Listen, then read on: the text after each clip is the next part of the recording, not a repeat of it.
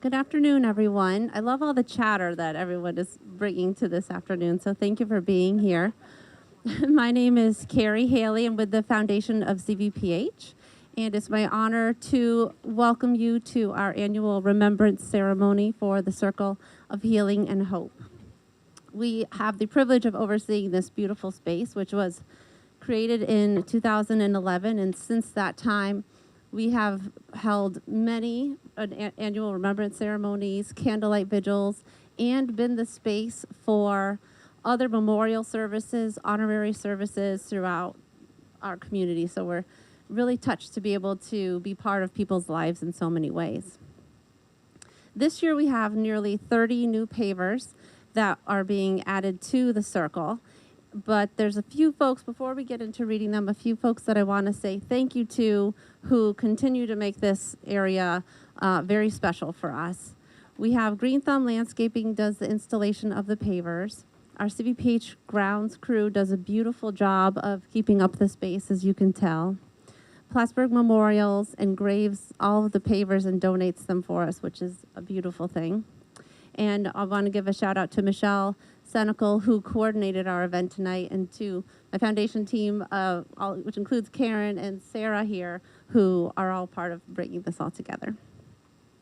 So we're going to open our ceremony this afternoon with Chris Sarkis, who's performing Bridge Over Troubled Water.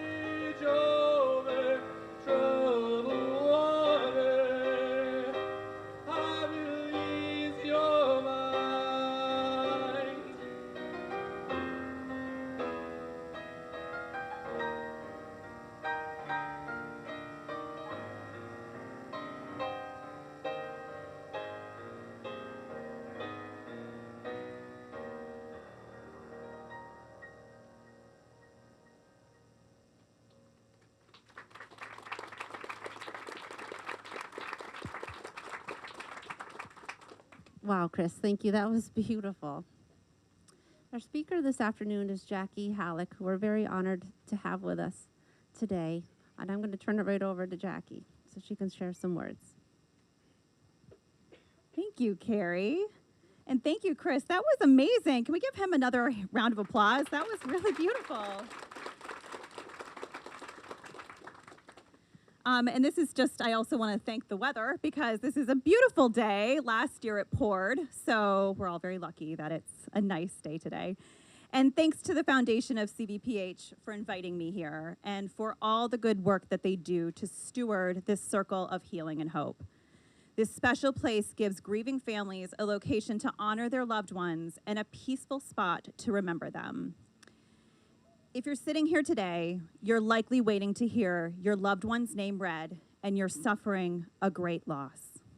I just want to tell you how very sorry I am and how much I understand going through the process of grief.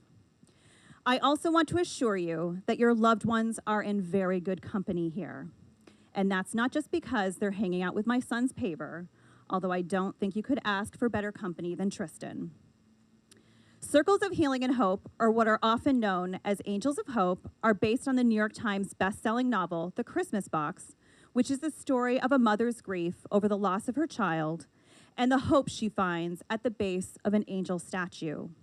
This story resonated with parents, and soon communities all over the country were erecting angel statues, very similar to the ones you see at the center of our circle.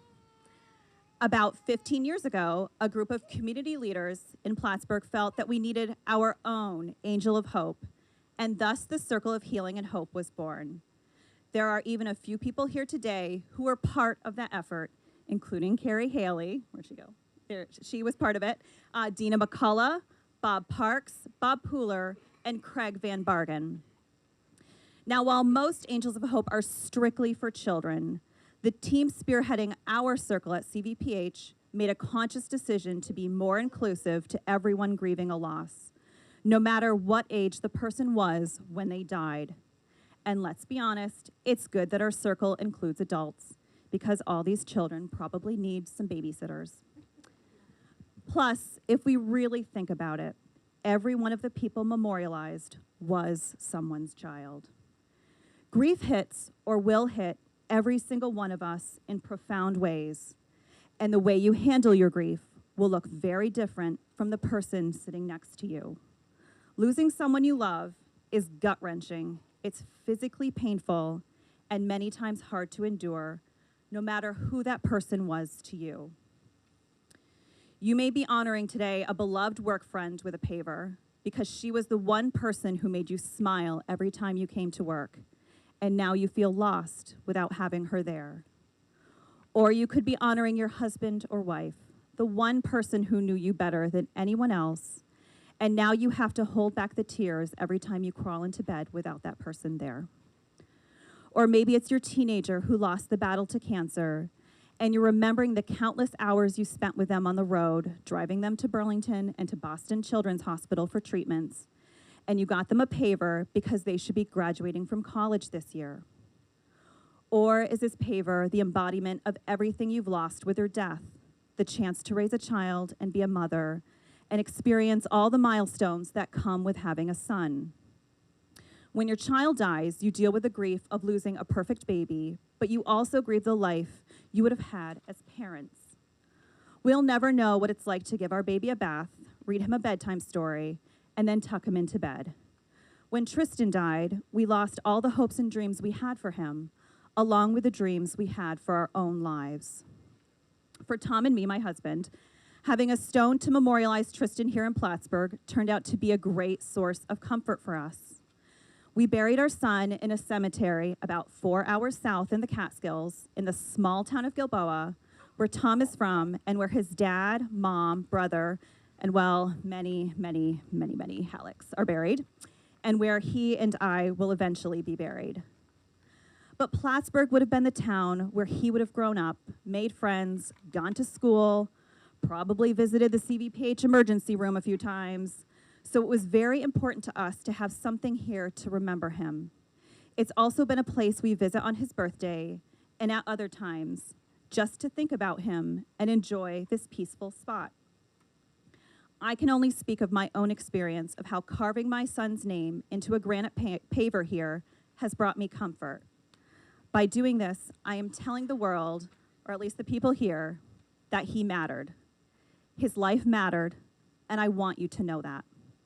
Sometimes a marker like those here, or a gravestone, is all a parent has to express their grief. I want to share a story with you. 15 years ago, Tom's cousin and her husband had a son who was their only child and the light of their lives. One night when he was 13, he climbed into bed with his parents, telling them that he wasn't feeling well. Thinking nothing of it, they snuggled with him, but then he went into cardiac arrest. By the time the ambulance arrived, Gilboa is in farm country, an hour away was the nearest rescue squad. He had died of an undiagnosed heart condition. He was buried in the same small cemetery where Tristan now is, and for a few years, there wasn't anything to mark his grave. Then one day, 3 of the largest pieces of blocky granite arrived and were placed on top of where he was buried. These were 20 times larger than any of the traditional headstones and really stuck out because they didn't look anything like what you'd normally see in a cemetery. Of course, no one ever said anything. But when we buried Tristan a few plots away, several of my family members came up to me and asked what the deal was with those enormous pieces of stone. I hadn't understood it at the time it was erected, but after losing my own child, I told them that what they were looking at was the embodiment of a parent's grief. It's also important that we talk with each other about the people we've lost. I know it can be hard to bring up a deceased child with their parents, but I'm always thrilled when someone wants to talk with me about Tristan. And every mom of loss I've ever spoken to feels the same way. We want to keep those memories alive. Last year, on the anniversary of 9/11, 60 Minutes did a story where they interviewed members from the New York City Fire Department who survived the World Trade Center attacks and who worked alongside those who died. The part of the piece that has stuck with me was when one of the firefighters said that in African American culture, one of the ways they honor their dead is to simply speak their name. I'd like to think that each of us has just spoken our loved one's name for many years to come by honoring their memory with a paver here. So we know it's meaningful to memorialize our loved ones. But what does that have to do with hope? I once had a coworker tell me that I should never use the word hope at my job. Before then, I never thought of it as a bad word. Well, thankfully, that coworker is long gone. I would argue that having hope for our future, even if it's just the smallest sliver, is sometimes all we have to put one foot in front of the other after a devastating loss. I know how it feels to be without hope, and I'm sure many of you have felt this way too. Tom and I tried to get pregnant for 10 years, and after trying just about everything to make it happen, we did our best to make peace with not being able to conceive a child, but it was a very hopeless feeling.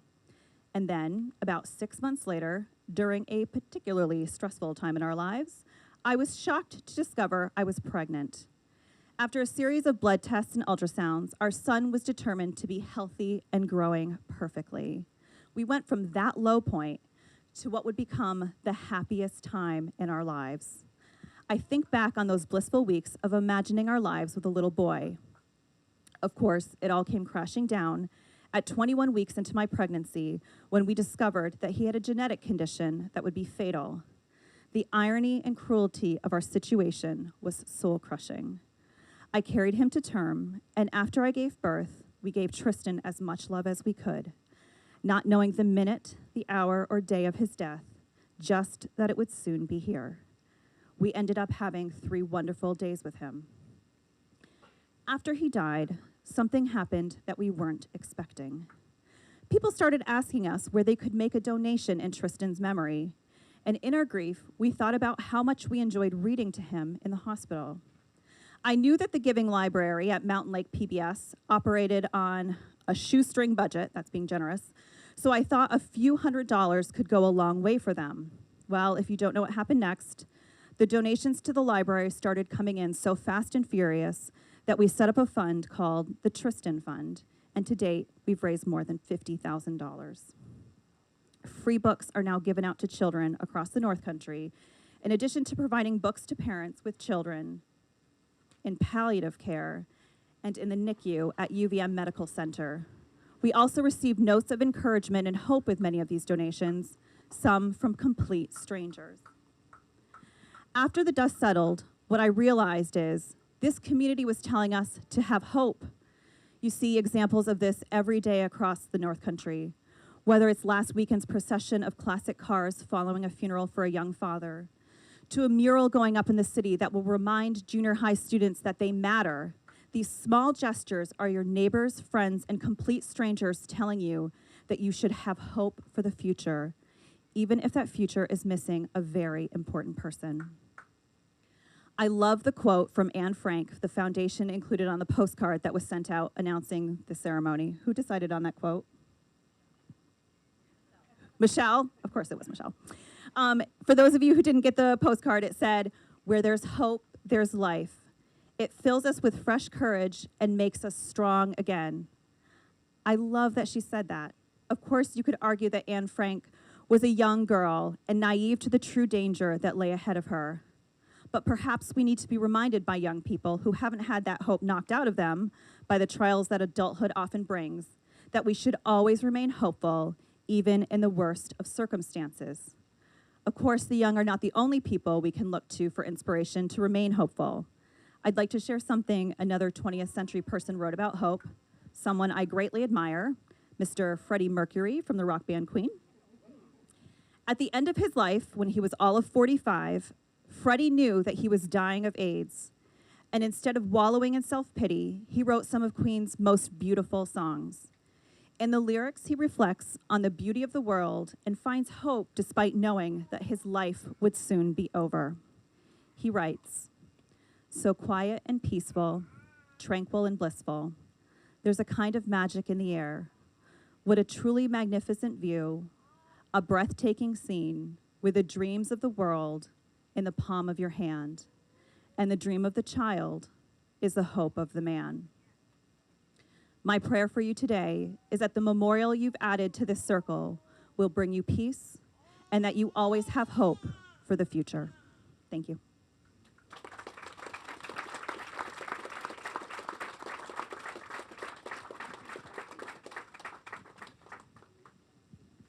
It's all right, Jackie, that was amazing. Thank you so much for sharing your story, your words, your inspiration, the beautiful quotes you found. Thank you so much. You've touched so many bases. So now we have the blessing of our pavers. I know we have Father Reamer here. We have Pastor Peggy Eller. And I think that's it today. So they'll be doing our blessing for us.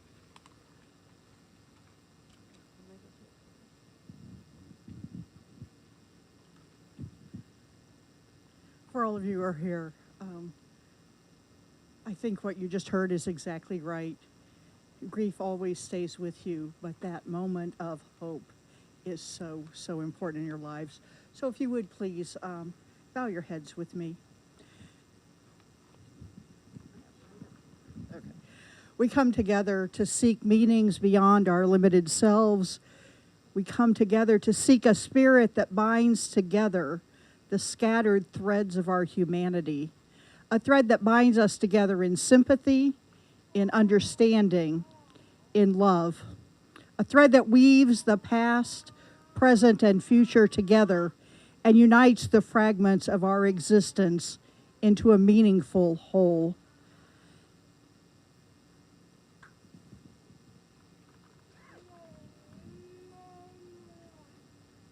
Venerable and hallowed are the memories of those who have died. We recall them with warmth and affection, grateful to God for the gift of their lives, for their faithful companionship, and for the cherished memories which endure. May God comfort all who mourn. May God grant them strength to see beyond their sorrow and sustain them in their grief. Since we have felt the sense of death, the gift of life is more a jewel than a thread that binds us together. And since we have gathered to honor the memories of departed friends, loved ones, and co-workers, and to recognize the ongoing thread of life that carries us into the future. Let our hearts, minds, and spirits be filled with gratitude for all those who give deep meaning to our lives. In the spirit of love, joy, and hope, may God's presence grace us this day. Amen.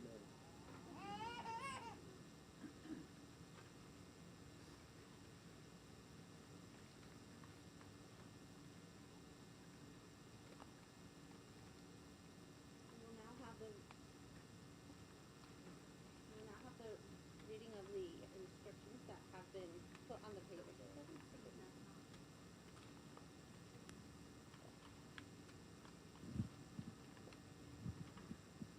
Okay. Nope. Okay. Thank you. Karen, she always fixes things for me. Thank goodness. So now we will be doing the reading of the inscriptions on the pavers that are being added this year. Our readers this year are Karen Reed, Dana Jeweler, Tom Gosrick, Ken Faust, and Shauna Riel.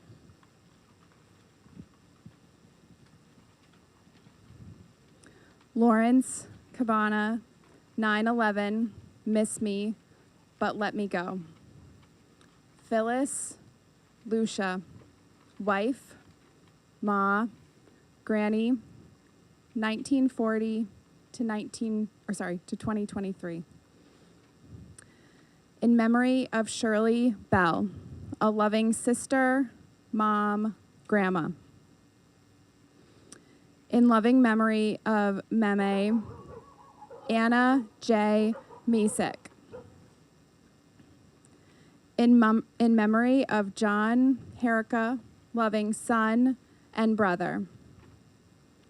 In memory of Russ Morgan, rest in peace.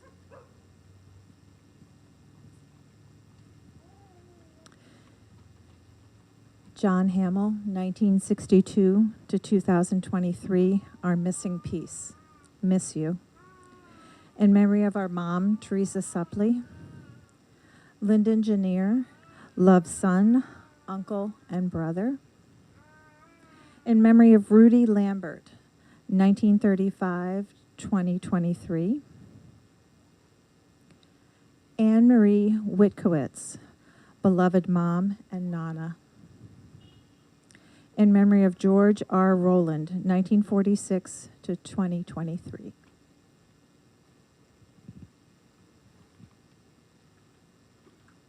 Shirley S. Ferris, 539 to 323. Love you. Kitty Cat, brilliant, beautiful, kind, missed. In memory of Hoda Noun, 1954 to 2023. Loved always. Dennis McCarthy, we love you and miss you. Nicole Killian, forever in our hearts, among the wildflowers, adventure awaits. Judy Cook Hart, 1956 to 2023. Our sister is gardening in heaven.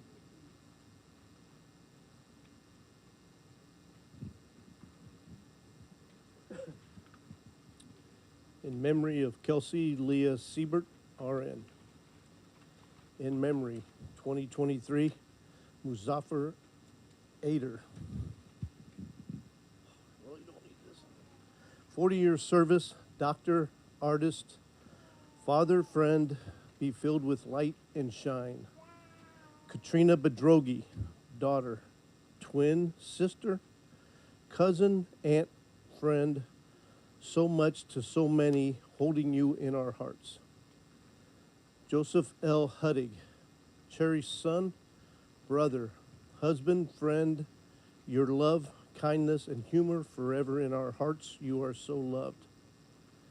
Loved beyond words, missed beyond measure, in loving memory of Larry W. Jeffords, 1947-2021. Chloe Al Zahari, 4/19/2010 to 4/30/2011. Always loved, never forgotten, forever missed.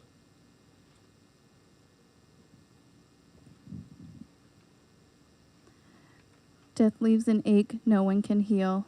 Love leaves a memory no one can steal. In loving memory of Shelley Benware.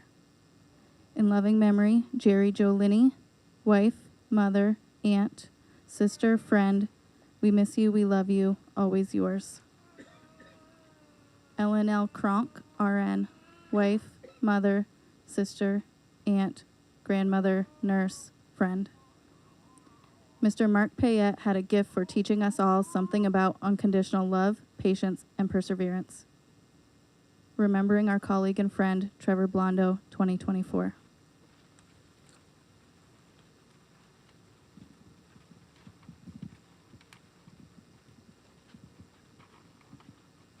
And now Chris will perform a lullaby.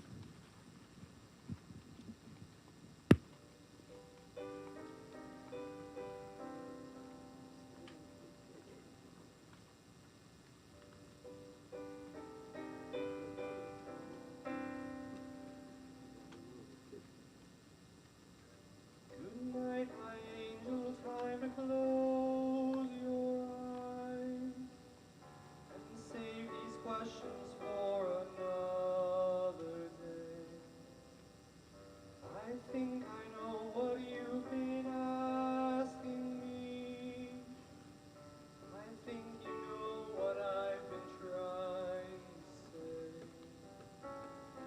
I promised I would never leave you, and you should always know, wherever you may go, no matter where you are, I never will be far away. Good night, my angel, now it's time to sleep, and still so many things I want to say. Remember all the songs you sang for me when we went sailing on an emerald day. And like a boat out on the ocean, I'm rocking you to sleep. The water's dark and deep inside this ancient heart. You'll always be a part of me.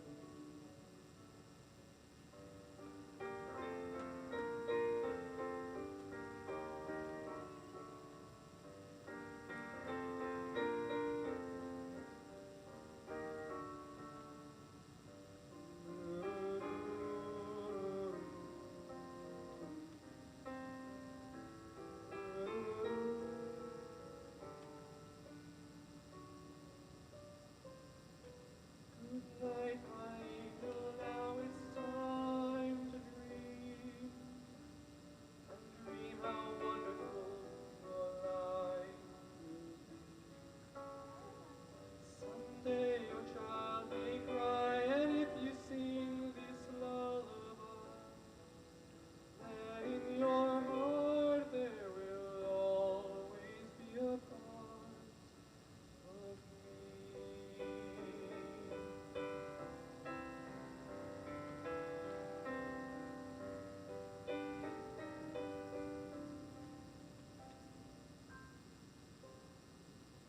Someday we'll all be gone, but lullabies go on and on. They never die, that's how you and I will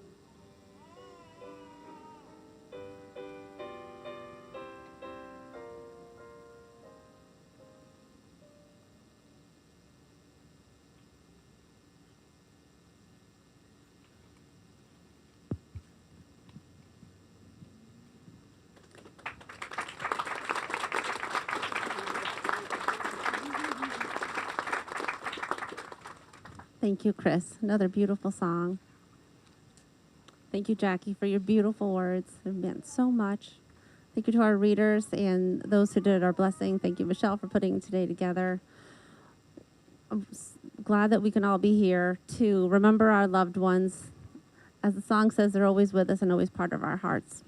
So thank you for being here. Every December 6th, we have a candlelight ceremony at our circle, so please come back when it's cold.